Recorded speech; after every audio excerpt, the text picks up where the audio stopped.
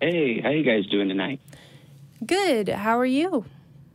Oh, pretty good. Pretty good. Just calling on behalf of my brothers. My brother has Aspergers, and he hasn't really ever hit the dating scene, and he's been wanting to. And he also has social anxiety, and as well as narcolepsy, or seizures, or epilepsy. Epilepsy. Sorry. Yeah, that was the word I was looking for. Sorry. So he was asking me, for advice on, how to approach this, and I said, well, I know you have issues going out in public, maybe online dating, but the last, just to show how long ago, I've only met one girl online, and that was in the age of MySpace. So I'm really not the guy to kind of give advice on if online dating is really an appropriate way for him to go about it. And if so, is there any kind of autistic or Asperger friendly like dating sites, or is there maybe a better way to go about this to ease him into the dating scene? Yeah, it's a really interesting question. I have to say I am not myself aware of any particular dating sites that are geared towards that population. I'd love to see if anybody in the chat might be able to chime in with any particular resources. But that being said, I do think that online dating is probably a really great idea for a lot of reasons. One is just the simple reality that it's a little bit of a sandbox. And what I mean by that is you can sort of meet new people, try on different things, play around and have these different opportunities without it necessarily, directly tying to your real life. Now, to be clear, if you are a dick on a first date to somebody you met online, you're still a dick. But, it's an opportunity to meet people that you would never have otherwise crossed paths with and to go into it in the same way we were just talking with Aaron, knowing that it likely won't lead to a second date. I mean, I don't know what your success rate, Megan. I don't know what anybody else's success rate is, but usually when I go on a first date, I know that there's maybe a 20% chance that I'm ever going to see this person again. Right. Yeah. Dipping a toe in, seeing how the water feels. Yep. And so you... Oh, go ahead. Sorry. Yeah, I was just, I guess, kind of circling back to that point and really emphasizing the idea that one of the best ways to get good at dating is by dating. And going out on mediocre dates, going out on outright bad dates is still part of learning how to date. And so I think that having that little bit of practice of getting to meet different people, there is an opportunity to speak with people, before you meet them face to face, which may be more comfortable. I generally advise people not to get too far down that road. I know a lot of people have different tastes, and they like to message back and forth for weeks and months before they meet somebody face to face. That frightens me because I feel like people often build up expectations that aren't delivered upon when they actually meet somebody face-to-face. And maybe the person that they're meeting face-to-face is wonderful and that they could have a great relationship with, but it's not the person they thought they were meeting after building up all of these false conceptions. Hopes and dreams. Yeah, and I understand that, again, women in particular tend to feel more comfortable when they've gotten to know a guy a little bit better because there's a lot of not just violence, but just dickish behavior perpetrated by guys that they, say a couple of nice things in a chat, and women want to see if they can keep that up for a couple of weeks. And, I empathize with that. But yeah, I would say that online dating is a great place to start. Okay. Yeah, I would have to agree too. And when it comes to eventually, one would hope, actually meeting face to face, try, a public but a quiet public place where there's not too much distraction, not too much input coming in. Yeah, that sensory overload. The sensory overload, yeah. Because you're going to be having enough anxiety and sensory input as it is without that overload sending you into an episode, I guess you could call it. Sure. Well, let me ask you this, Megan. I mean, you and I are strangers. We meet on OkCupid. We're messaging back and forth. I say, let's meet up. Wait, did we what? Huh? Right? Oh. Yeah. It's canon now. It's on air. So I recommend, hey, let's go to this nice, quiet coffee shop that I like. And you turn back and say, no, I'd much rather go to this bar / bowling alley / it's also a disco and karaoke. And I'm like, how about a different coffee shop?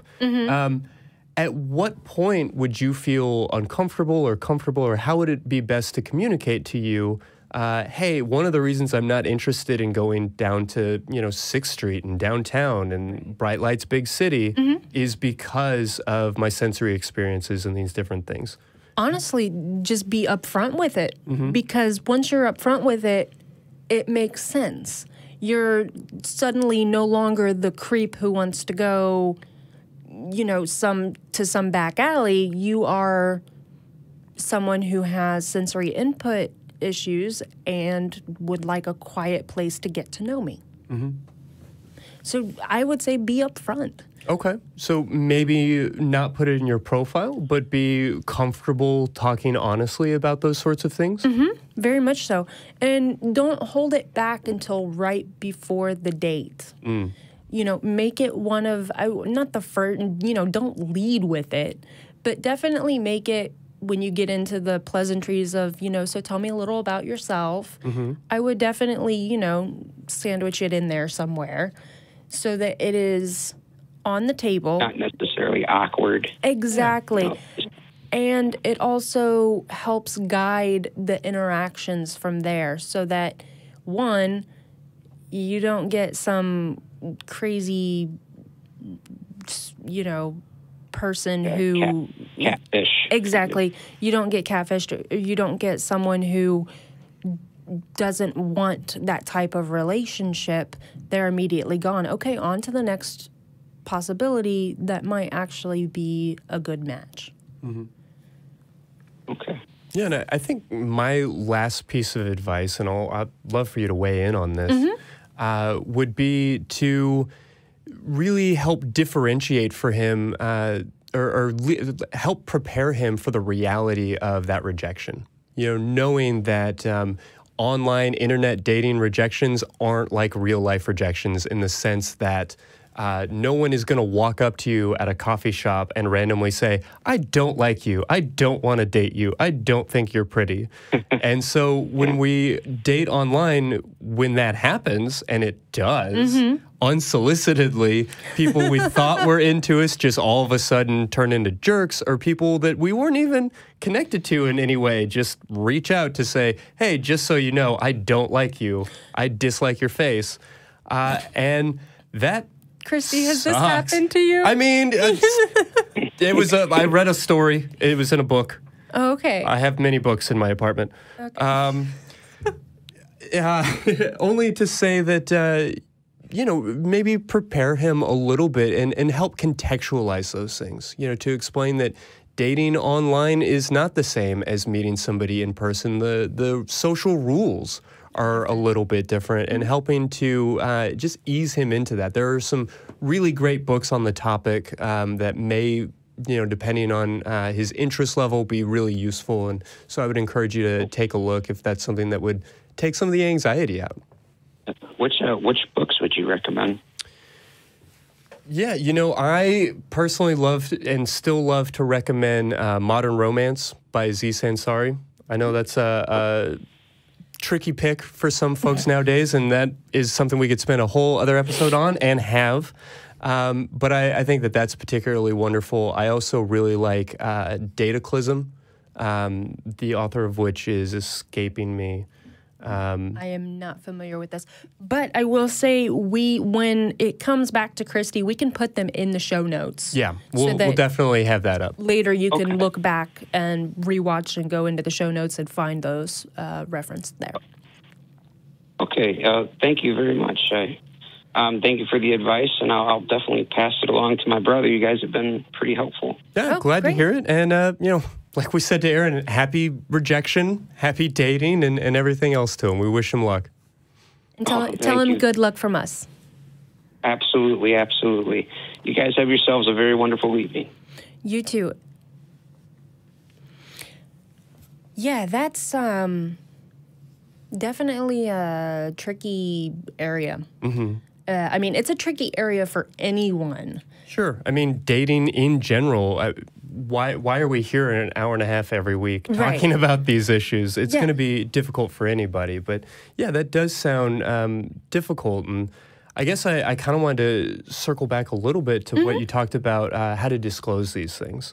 And it may seem a little bit like you are, burying the lead, or that you're ashamed, or these different things. And I guess I don't think that that's how you feel, but I just wanted to kind of clarify. Right. Because in that same way, I'm polyamorous, and when I date somebody, that's something that they really ought to know. Right.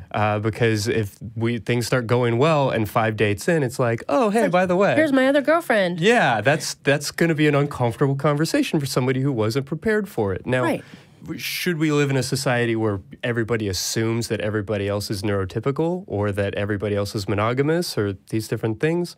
No, I don't think that we should. I don't think that that's the best version of our culture that's available to us. But unfortunately, it's kind of generally the norm. It is definitely the norm. And so, I do have, depending on what dating site we're talking about or whatever, I do generally identify openly as polyamorous in those places. But I also, depending on how I meet somebody, I might not lead with that, hi, I like to have sex with lots of different people. It's not like that.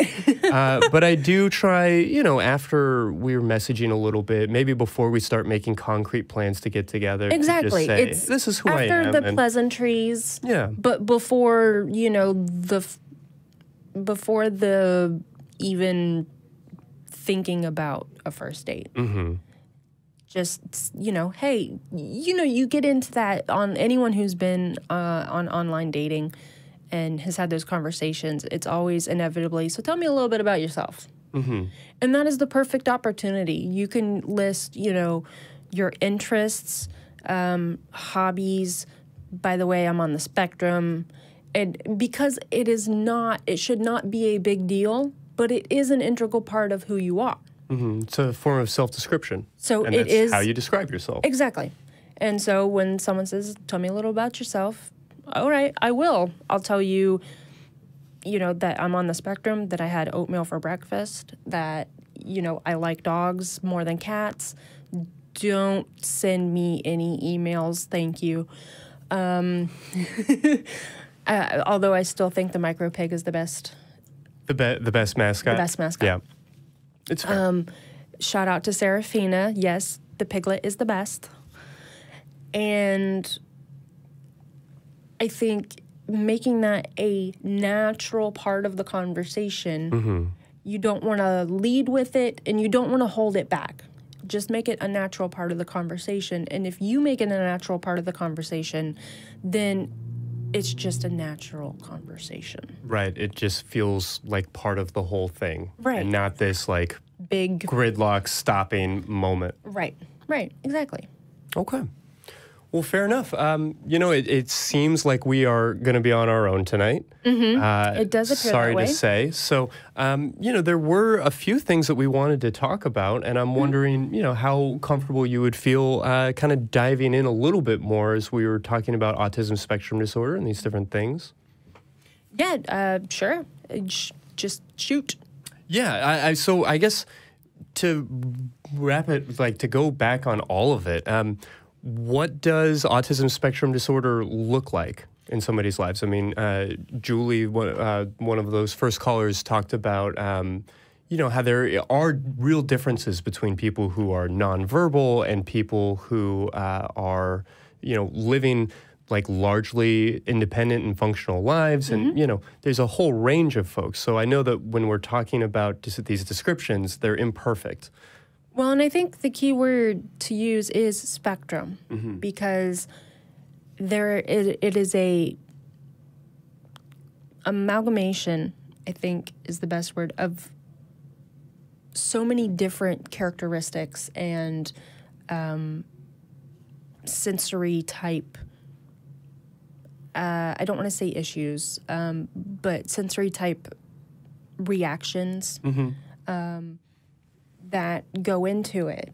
Now, I can only say from my own experience, because I am not a professional by any means, but I have had some little bit of interaction with people on the spectrum, that it can be anything from not in social situations, not making eye contact, not speaking.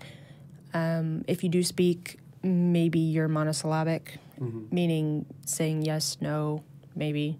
That's not even. But I know. Let me step back and say my personal experience with people on the autism spectrum. Sure. I have 3 siblings, and 2 of them are on the spectrum. They're at different points on the spectrum. One is my sister, and one is a brother. And it is also very different for males versus females in our society and autism. Very different, because a lot of times when females are at an early age have those kind of antisocial, I don't want to say totally antisocial, but what would be seen as antisocial behaviors, that is not what a lady should be. Right, not what is expected.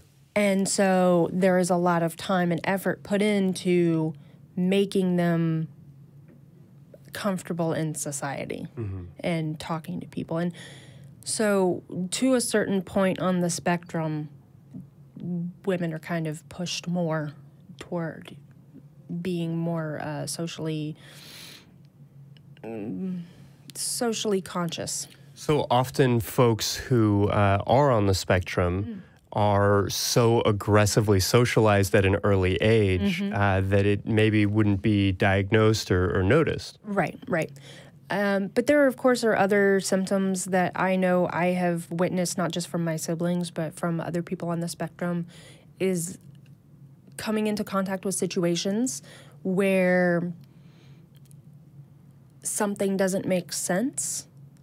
And since there's no taking a moment to kind of do a reboot, there's no stepping back and revisiting. It's a sudden, snap reaction of this doesn't make sense. This just doesn't make sense, and it's never going to make sense. Why doesn't it make sense? In addition, there's of course, the social anxiety. There is, as Julie said, oftentimes people on the spectrum will have, some might call an obsession. A particular person, place, thing, genre, topic type thing. I know my little brother, when he was, probably around 10 years old, he was obsessed with Bionicles. Oh, Which were those toys that were like a cross between K'NEX, Legos, and some weird, I don't know, form, shape, build your own thing. Action figure transformer kind of, thing. Like Transformer, yeah. Another thing that could show up is, I apologize, I just had it in my head and then thought of Bionicles. Yeah, there's a lot going on in there. And so there are a lot of other pieces and parts that I personally never have been witness to, exactly. Yeah, exposed to. Sorry, that's the word I was looking for. So it is a wide range, but that's my experience. Yeah, I worked very briefly in a respite facility for folks who are IDD or on the spectrum. So these were adults who had significant impairments and that were in a bit of crisis. You know, they would come into respite as a chance to get out of the home, get out of whatever situation they were in, have just a place to catch up on sleep, to be supervised, and to kind of level off a little bit. And I want to be clear not to conflate, you know, IDD and intellectual developmental disabilities with autism spectrum disorder, but there were a lot of folks that I would work with that would have just remarkably fascinating challenges in the sense that they would have the same reactions and wants and needs as everybody else, but would be coming at it from a completely different direction. And so, you know, there were often conversations about appropriate and inappropriate and, you know, when clothing should be worn and are these things that you should be looking at on the computer in the public library and all of these different complications.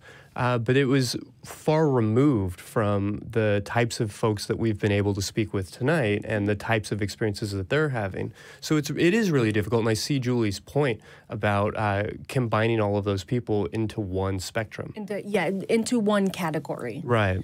And it's more a series of categories, series of labels. Yeah. Mm-hmm.